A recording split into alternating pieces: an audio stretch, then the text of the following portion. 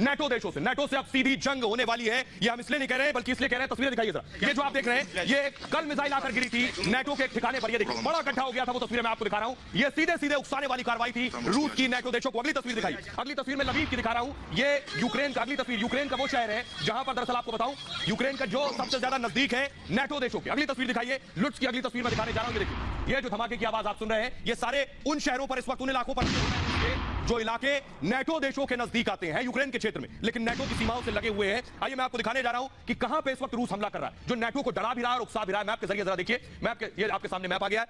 रूस का टारगेट पर कौन कौन है, इसे आगे मूव करेंगे। रूस के टारगेट पर पोलैंड और अगला निशाना स्लोवाकिया, हंगरी, रोमानिया, ये वो देश है। आप अगर ध्यान से देखें तो लवीव और इवानो, ये वो जगह है, वो शहर यहां पर आते हैं यूक्रेन के, जिन शहरों पर, जो शहर इन मुल्कों के नजदीक है। और ये नेटो देशों का हिस्सा है, यानी साफ है कि नेटो देशों का हिस्सा होने से सीधे सीधे नेटो देशों को उकसाना मकसद है। और इस बीच बड़ी खबर आपको बताएं, उससे पहले आपको बता दें, जरा रिपोर्ट देखिए कैसे जेलेंस्की कह रहे हैं, यूक्रेन के राष्ट्रपति, अब पुतिन का अगला निशाना नेटो है, इसलिए अभी भी तैयार हो जाओ, वक्त है, मेरा साथ नहीं दिया कोई बात नहीं, लेकिन अपनी सुरक्षा खुद कर लो। सुनिए सर।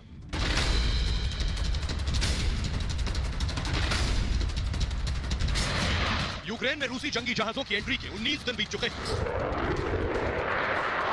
यूक्रेन में पुतिन की सेना तबाही मचा रही है, सड़कों पर आमने सामने की लड़ाई लड़ी जा रही है।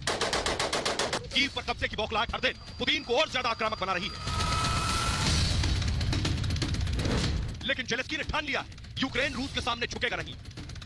Один лише цей факт демонструє, що вся ідеологія Російської Федерації є просто брехнею. Сьогодні я відвідав наших хлопців, наших захисників, які відновлюються після поранень у військовому госпіталі. Поговорили, вручив нагороди, ордена, медалі за мужність, за славу для України. जेलेंस्की ने यूक्रेन के पड़ोसी नेटो देशों को भी साफ चेतावनी दी है कि नो फ्लाई जोन नहीं किया तो रूसी मिसाइलें आपको भी निशाना बनाएंगी। Там не відбувалось нічого, що могло би загрожувати території Російської Федерації. І всього лише у 20 кілометрах звідти кордони НАТО. В минулому році я чітко попереджав лідерів НАТО, якщо не буде жорстких превентивних санкцій проти Російської Федерації, вона піде війною.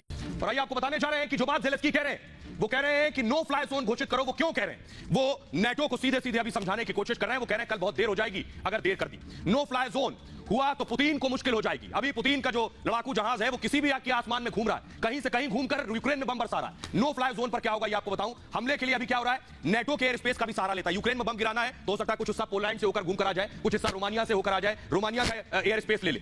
नेटो एयर स्पेस नहीं तो होगा मुश्किल खड़ी होगी, यूक्रेन पर हवाई हमला नहीं कर पाएगा रूस इस स्थिति में। नो फ्लाई जोन का मतलब है सीधे सीधे उड़ान पर रोक। ये मैं आपको जो दिखा रहा हूं, इससे पहले भी एक बार दिखा चुका हूं। ये जो लाल घेरा आप देख रहे हैं, मान लीजिए किसी देश का आसमान है, इस आसमान में अगर ये तय कर दिया जाए कि ये नो फ्लाई जोन है, तो फिर प्रतिबंधित क्षेत्र में जहाज नहीं उड़ सकते हैं। उसके बाद ऐसे जहाज आएगा तो सीधे उड़ा दिया जाएगा। प्रतिबंधित देश को बाकायदा इसकी जानकारी दे दी जाती है कि अब हमारे आसमान में दिख मत जाना। नो फ्लाई जोन में घुसने पर हमला होता है। पुतिन को नो फ्लाई जोन का ही डर सता रहा है। ऐसा हो गया तो उनके विमानों को नेटो देश मार गिराएंगे। नेटो देशों को लगातार पुतिन अब तक धमका रहे हैं। नो फ्लाई जोन में जीतना पुतिन के लिए मुश्किल हो जाएगा। रूसी सेना पर हवाई हमले और बढ़ जाएंगे। यूक्रेन ड्रोन और जंगी जहाजों से हमला करेगा, क्योंकि यूक्रेन के आसमान में आना पुतिन के लिए मुश्किल हो जाएगा। और जो आ रहे हैं, जो टैंक्स हैं, उनके उन्हें मार गिराएगा। पुतिन पूरी ताकत से मैदान में उतर सकते हैं। इसके बाद यूक्रेन में तबाही और ज्यादा बढ़ जाएगी। पुतिन ने पहले ही वॉर ट्रेन को मैदान में उतार दिया है और बौखलाहट में परमाणु हमला भी कर सकते हैं पुतिन। बात को समझ रहा है, इसलिए नेटो ने भी तैयारी कर ली है। नेटो ने अलग अलग देशों में अपनी फोर्स उतार दी है। रोमानिया की तस्वीर मैं आपको दिखा रहा हूं, नेटो फोर्सेस रोमानिया पहुंच चुकी है। अगली तस्वीर में दिखाऊंगा, अगली तस्वीर देखिए, यूएस फोर्स यानी अमेरिकी फोर्स भी नेटो देशों में उतर चुकी है। ये 2 दिन पहले की तस्वीरें हैं जब अमेरिका ने अपनी सेना भेजी थी। तीसरी तस्वीर मैं आपको दिखाऊंगा पोलैंड की, ये देखिए जरा, पोलैंड की तस्वीर आप देख रहे हैं, वहां भी नेटो फोर्सेस मौजूद हैं। ये दिखाने का मकसद सिर्फ ये है कि नेटो अपनी तैयारी कर चुका है। मैप के जरिए मैं आपको दिखाने जा रहा हूं, देखिए जरा अभी से पुतिन से लड़ने के लिए नेटो ने अपनी सेनाएं कहां भेज दी। देखिए पोलैंड में 12,000 नेटो सैनिक मौजूद हैं, रोमानिया में 4,000 नेटो सैनिक है इस वक्त, लिथुआनिया में भी 4,000 नेटो सैनिक मौजूद हैं और बुल्गारिया में 1,000 सैनिक मौजूद हैं। हंगरी में भी नेटो सैनिक है, एस्टोनिया में नेटो सैनिक मौजूद है और लातविया में भी नेटो फोर्सेज हैं। और ये सब यूक्रेन और रूस के नजदीक हैं।